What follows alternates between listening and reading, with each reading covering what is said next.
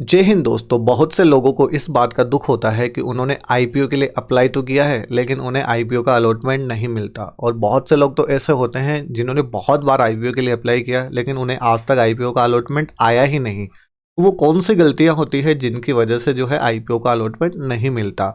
उन्हीं गलतियों के बारे में इस वीडियो में बात करेंगे और स्पेशल क्वेश्चन एक अक्सर जो लाइव स्ट्रीमिंग में हमसे पूछा जाता है उसका भी जवाब इस वीडियो के माध्यम से देंगे। तो देखिए दोस्तों, शुरुआत करते हैं इस वीडियो की। सबसे पहले बात करेंगे 3 कॉमन मिस्टेक जो अक्सर जो प्रोबेबिलिटी लोगों के द्वारा की जाती है ना।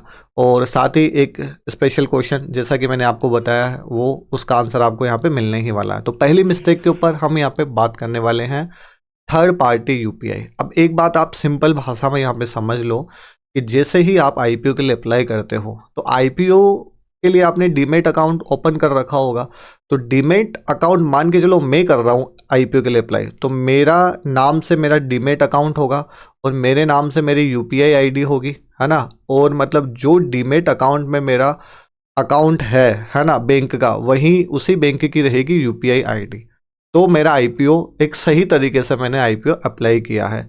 अब कई बार होता है कि लोग है ना किसी एक ही यूपीआई आईडी से जो है 10 डीमेट अकाउंट में जो है अप्लाई कर देते हैं और हो सकता है उनको अलॉटमेंट भी आया हो, क्योंकि ये कंफर्मेशन के लिए जो इनका रजिस्ट्रार होता है वो कंफर्मेशन के लिए बैंक के पास में एप्लीकेशन जाती है ना।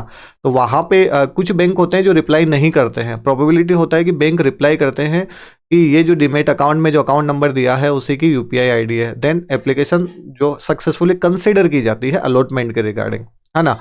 और कुछ बैंक जहाँ पे अगर रिप्लाई किया उन्होंने और कहा कि नहीं ये सेम पर्सन की नहीं है, तो वहाँ पे जो है एप्लीकेशन कंसीडर नहीं की जाएगी अलॉटमेंट के रिगार्डिंग, है ना।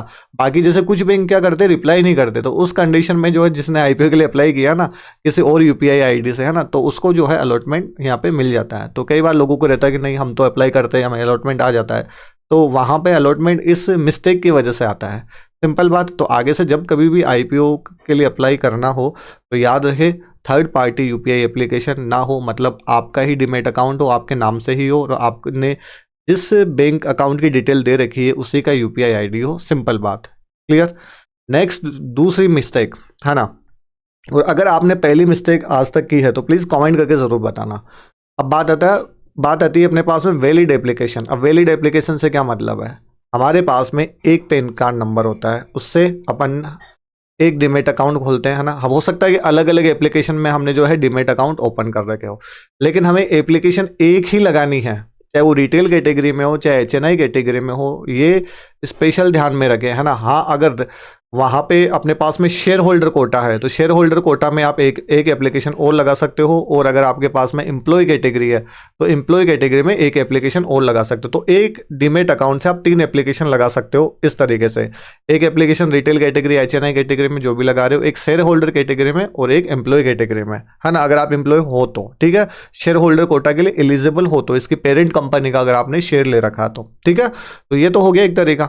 और होता है अपने पास में मान के चलो शेयर होल्डर कोटा भी नहीं है और एम्प्लॉय कैटेगरी भी नहीं है, तो एक जो डीमेट अकाउंट है एक पेन नंबर से आप एक ही एप्लीकेशन लगाओगे। एक पेन नंबर एक इंसान का एक ही होता है, तो मतलब एक इंसान जो है सिर्फ एक ही एप्लीकेशन लगा सकता है। इस बात का बिल्कुल ध्यान में रखना। कई बार होता है कि उसने अलग अलग मान के चलो एक जीरोधा में अकाउंट ओपन कर रखा है और जो है एक ग्रो में ओपन कर रखा है, दोनों से एक एक एप्लीकेशन लगा देता है एक पेन नंबर से, तो वहाँ पे जो है आपकी जो एप्लीकेशन है वो रिजेक्ट हो जाएगी, है ना, मल्टीपल एप्लीकेशन की वजह से। तो इस बात का आप ध्यान रखना, है ना। तो दूसरा रीजन भी आपको क्लियर। अगर आप आज तक आपने इस प्रकार की कोई गलती की तो प्लीज़ कमेंट करके ज़रूर बताना। तीसरी बात आती है फिर कट ऑफ प्राइस। जब भी अपने पास में कोई भी आईपीओ आता है ना, जब आईपीओ में एक चीज़ अपने पास में होती है कि जो आईपीओ का ना एक रेंज दिया रहता है ना, 204 215 मान के चलो दे दिया, है ना। और या फिर आप यहाँ पे दे सकते हो कि 72 रुपये से 76 रुपये हमें दे दिया साइज, है ना, और 195 लोट देते हैं। तो जब भी हम अप्लाई करते हैं अपने पास में लोट आ जाते हैं, है ना, कि 195 मतलब एक लोट के लिए अप्लाई कर रहे हैं, इसके मल्टीपल में 2 लोट के लिए अप्लाई करोगे तो इसके गुणा करके अपने पास में शेयर आ जाएंगे, है ना।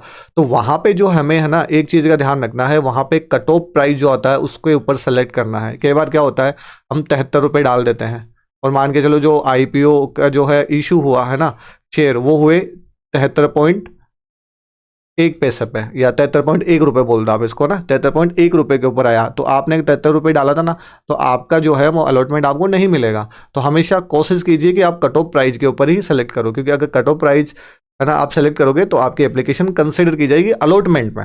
अब अलॉटमेंट आता है ना, देखिए जब ओवर सब्सक्रिप्शन हो जाता है तो ऑब्वियस बात है वहाँ पे कंप्यूटराइज लॉटरी होती है। अब लॉटरी में आपका नंबर लगे या ना लगे वो तो आपके लक के ऊपर डिपेंड करता है। तो 3 अगर इस तरीके की कोई मिस्टेक अगर आप आज तक अगर आप करते आए हो तो इन मिस्टेक को आपको दोबारा नहीं करना है, जिससे आपकी जो एप्लीकेशन है वो अलॉटमेंट के लिए कंसीडर की जाए। आई होप वीडियो में दी गई जानकारी ये आपके लिए यूजफुल रही होगी। नेक्स्ट बात करेंगे, क्वेश्चन एक अक्सर पूछा जाता है कि आईपीओ के लिए जो अमाउंट ब्लॉक होता है, क्योंकि हो सकता है कोई लास्ट डे अप्लाई करता है, कोई 2 दिन पहले अप्लाई करता है ना, तो 3-4 दिन के लिए अपना जो अमाउंट है ना ब्लॉक रह जाता है। तो जब अमाउंट ब्लॉक रहता है इसके ऊपर क्या ब्याज मिलता है, इंटरेस्ट मिलता है? यदि आपको इस क्वेश्चन का आंसर पता है तो प्लीज़ कमेंट कीजिएगा आंसर जानने से पहले, और चैनल पे नए हो तो ज़रूर सब्सक्राइब कीजिएगा।